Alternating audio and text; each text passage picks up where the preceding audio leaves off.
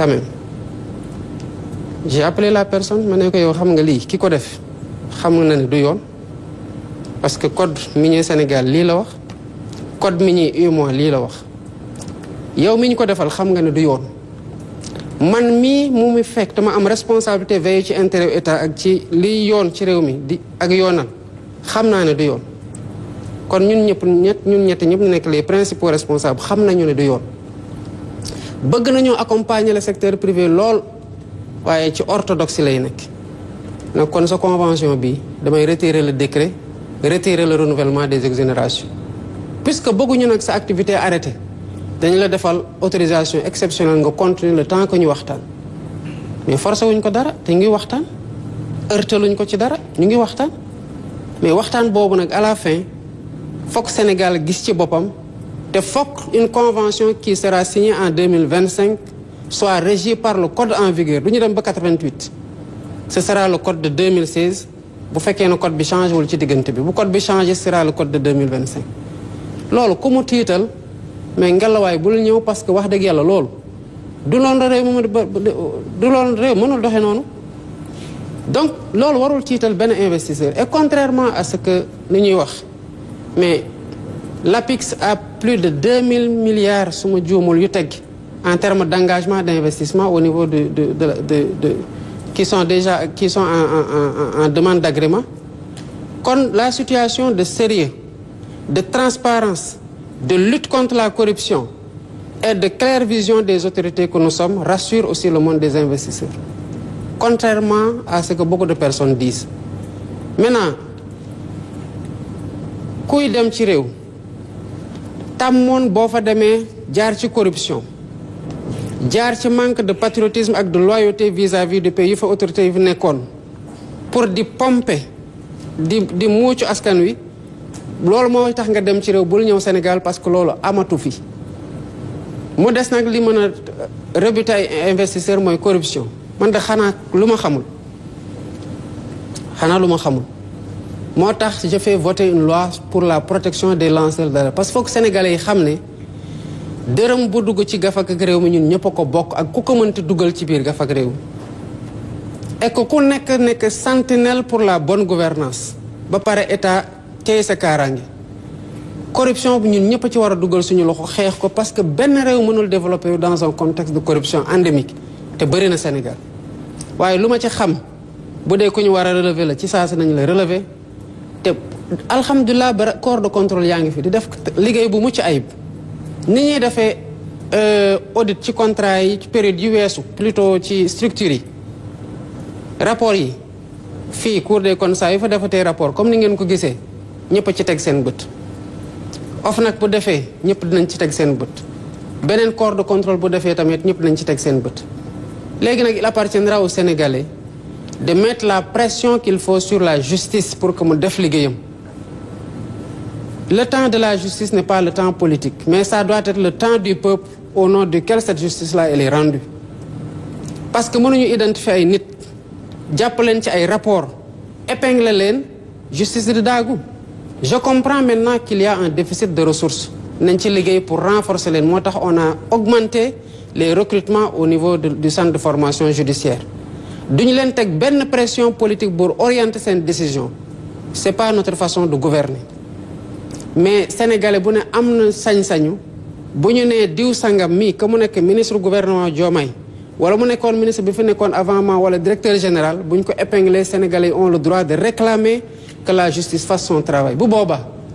man dama amul sax conc ba koy teg ci kaw dossier. Monsieur le Président de la République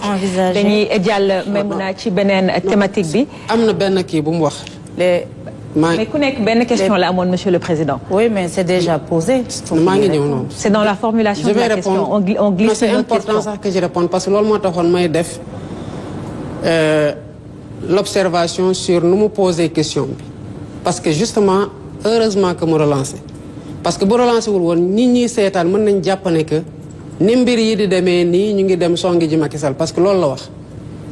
naka la mbir yi di demee mbir yi demeewul nen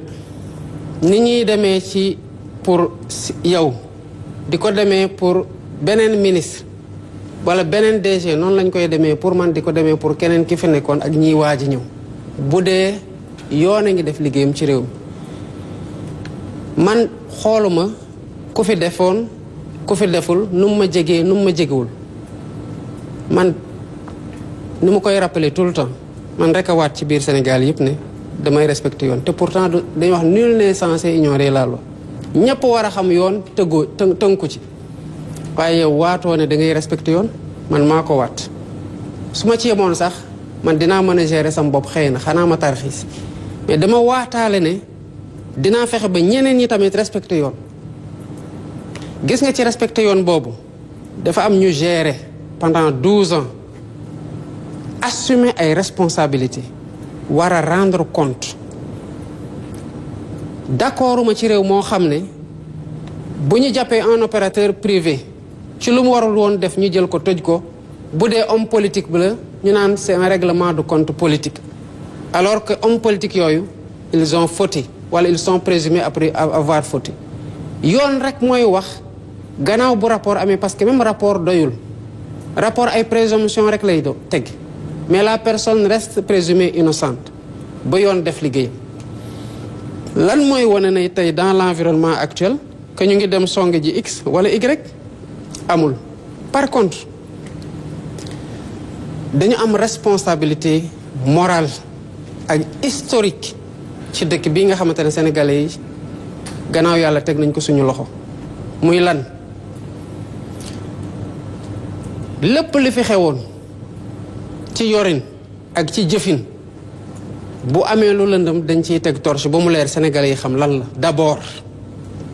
luñ ciy doxalee yoon doxal lu mu war a doxal loolu protéger ma ci sama bopp lenn rek ay protéger nit ci réew mu sérieux mooy jub di jubal mais ku dëng nit mënu la protéger parce que tôt ou tard bu poussé dina la rattraper ku jubalul tamit tôt ou tard nañ xam ne sa ndëngate fan la nekk te dañ ko na la teguwaat s'il y a des choses yoo xamante ne ça a été fait et ça a été fait am na lu am c'est pas le lieu de dire que lii am na lii am na lii am na mais même ma xam na am na doyul je vais dire faites les enquêtes si à la fin des enquêtes ñu ne y a pas matière à poursuivre nu ma bëgg ñu poursuivre tamit damay ne oh bëggoon naa ñu poursuivre mais pourquoi on voudrait poursuivre quand la loi ne permet ou les faits ne permettent pas de poursuivre on ne poursuit pas c'est aussi simple que ça c'est pas man maay bëgg ñu poursuivre nit pour ñu poursuivre ko du man maay bañ tamit ñu poursuivre nit pour ñu bañ ko poursuivre loolu amul kenn kuñ ciy singali du ancien président Macky Sall pour qui on a beaucoup de respect malgré tout ce qui s'est passé mais on s'est fait des accolades le cœur vide me concernant ma jox ko avion bi mu dem umra ma ne ko boo demee ñaanal mu ngi ci leneen réew maa ngi dox donte nag xam naa ne am na muy def ci suuf mais toppewu ma ko je sais qu'il fait des choses je vois mais toppewu ma ko mais bu ko dara toppee ëllëg nag loolu du man digganteem la ak yoon la mais je ne me fais pas de fixette sur lui man li ma soxal mooy la mission bi ma Sénégalais yi jox yàkkamti ma ci lool te ma xam nu mu toll weesu lool ci jafe-jafe ak ay défis à relever ak espoir yi ñu nekk samay wagg loolu laa gérer pas X pas Y. am na solo lool donc bu lii mooy ndax képp pàcc bi dañuy jàll ci pàcc bi nga xamante ne la ñu jagleel